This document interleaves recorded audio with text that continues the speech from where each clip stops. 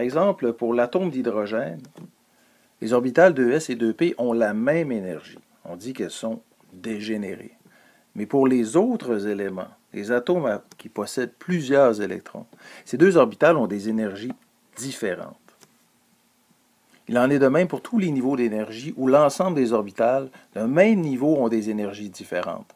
Dans tous les cas, pour un même niveau, l'orbitale S sera toujours plus basse que l'orbitale P, qui sera toujours plus basse que l'orbitale D, et qui sera elle aussi toujours plus basse que l'orbitale F.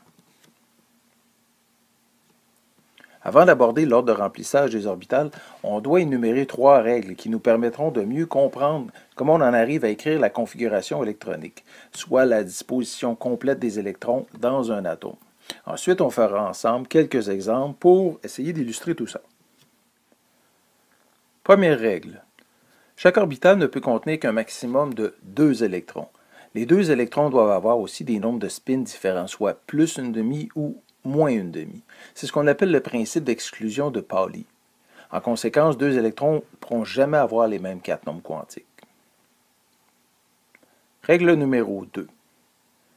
Pour une série d'orbitales qui ont un même niveau d'énergie, les électrons occupent d'abord toutes les orbitales vides avant de placer un second électron dans une orbitale qui a déjà un électron. C'est la règle de Hund. Personnellement, moi, je l'appelle aussi la règle de l'autobus.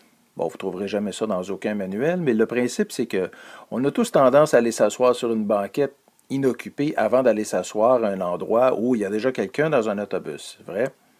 Alors, les électrons, ils font comme nous, mais en réalité, cela s'explique par le fait que les électrons portent des charges négatives et que les charges ont tendance à se repousser entre elles parce qu'elles sont identiques. Et c'est pourquoi ils iront occuper une orbitale vide avant d'en partager une avec un électron qui est déjà présent dans une orbitale. Et finalement, la règle numéro 3, comme les orbitales les plus stables sont celles qui ont la plus faible énergie et que la nature cherche toujours à être le plus stable possible, on devra d'abord remplir complètement les orbitales de plus faible énergie avant de passer à une autre, plus haute en énergie. Comme on vient de le voir avec le diagramme des niveaux d'énergie des atomes avec plusieurs électrons, les orbitales d'un certain niveau commencent à se recouper avec celles du niveau supérieur à partir de l'orbitale 3p. Par exemple, si on regarde ici, on voit que la première orbitale la plus basse est 1s, suivie en ordre croissant de 2s, 2p, 3s, 3p. Jusqu'ici, ça va assez bien. Mais là, on pourrait s'attendre à avoir 3d. Mais qu'est-ce qu'on voit, c'est que 4s est plus bas en énergie que 3d, donc devrait se remplir avant le 3d. Alors, à partir d'un certain niveau, les orbitales commencent à se recouper. On va avoir besoin d'un truc pour s'en sortir et j'ai un truc infaillible pour vous qui va vous permettre d'avoir la liste complète des orbitales en ordre croissant d'énergie, donc en ordre de remplissage des électrons. Suivez-moi. 3.12. Ça va comme ça. On doit d'abord écrire en rangée toutes les orbitales possibles par niveau. Par exemple, au niveau 1, on a les orbitales 1s, au niveau 2, 2s et 2p, au niveau 3, 3s, 3p et 3d. Niveau 4, 5, 6 et 7, on a des orbitales s, p, d et f. Remarquez ici qu'on n'a pas écrit les orbitales 6f, 7p, 7d et 7f. Et pourquoi donc?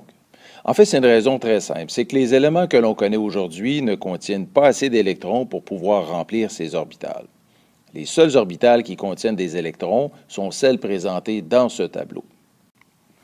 Ensuite, on trace vers le bas des flèches parallèles de la droite vers la gauche. À chaque fois qu'on croise une orbitale, on l'inscrit dans l'ordre de remplissage. C'est aussi simple que ça. Par exemple, on commence avec la première flèche. La première orbitale qui se remplit est l'orbitale 1s. Ensuite, on continue avec des flèches parallèles, 2s, 2p et 3s dans cet ordre, 3p et 4s, suivi de 3d, 4p, 5s, suivi de 4d, 5p, 6s, et ainsi de suite. 3.13. Alors, on est prêt à dessiner des configurations électroniques? Alors, on y va. Pour représenter les orbitales, on a l'habitude en chimie d'utiliser des petits carrés, qu'on appelle les cases quantiques. De leur côté, les électrons sont illustrés par des flèches qui pointent soit vers le haut pour un spin plus une demi ou soit vers le bas pour un spin moins une demi. La convention veut que le premier électron placé dans son orbitale soit de spin plus une demi, soit pointant vers le haut, comme ceci.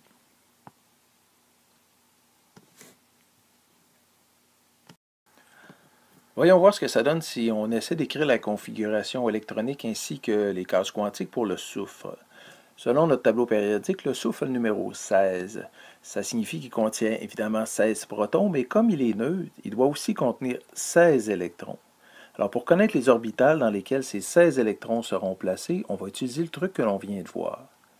Alors on se rappelle qu'on ne peut placer qu'un maximum de 2 électrons par orbital selon le principe d'exclusion de Pauli. Alors on met les deux premiers électrons dans l'orbital 1s, qu'on va inscrire comme ceci, 1s2.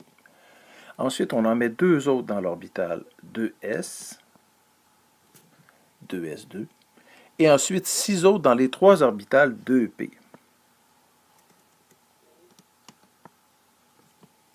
Comme ceci. On remplit d'abord l'orbitale 2s car elle est plus faible en énergie que la 2p.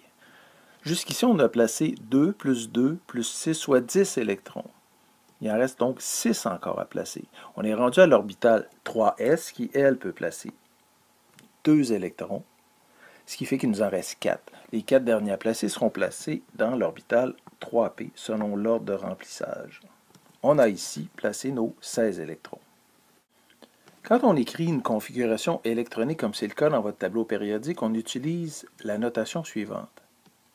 On écrit d'abord le niveau électronique n, soit le premier nombre quantique, suivi du type d'orbital S, P, D ou F, qui correspond au deuxième nombre quantique.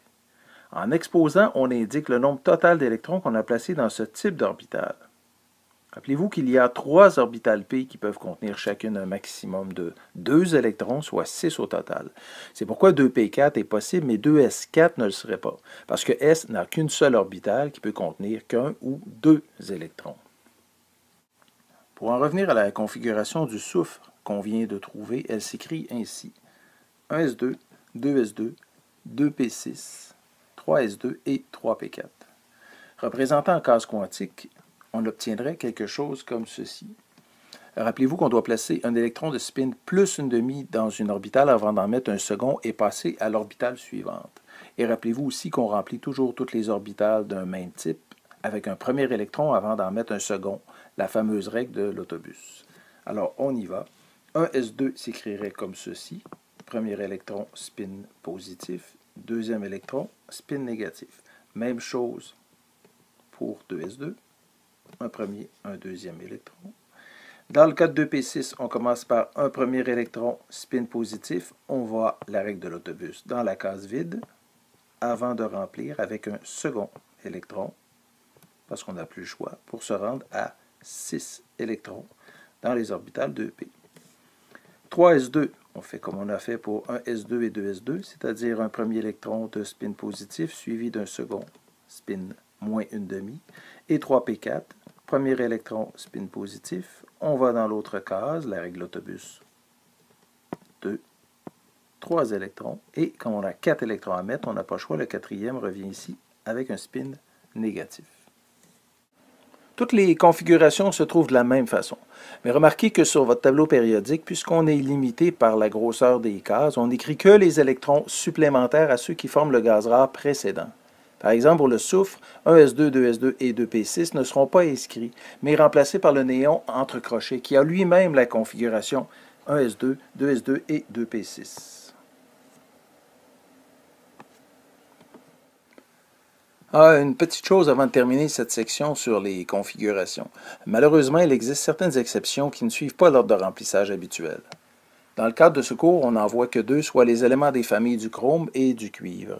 Les éléments de la famille du chrome ont une configuration qui se termine en 4s1 3d5 et en 5s1 4d5, et non pas en 4s2 3d4 et 5s2 4d4.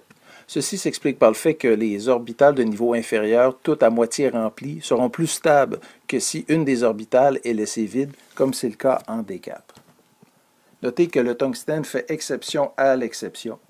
Et si vous voulez bien, on va le laisser tomber pour la suite du cours. L'autre exception est celle des éléments de la famille du cuivre qui se terminent tous par S1D10 plutôt que S2D9.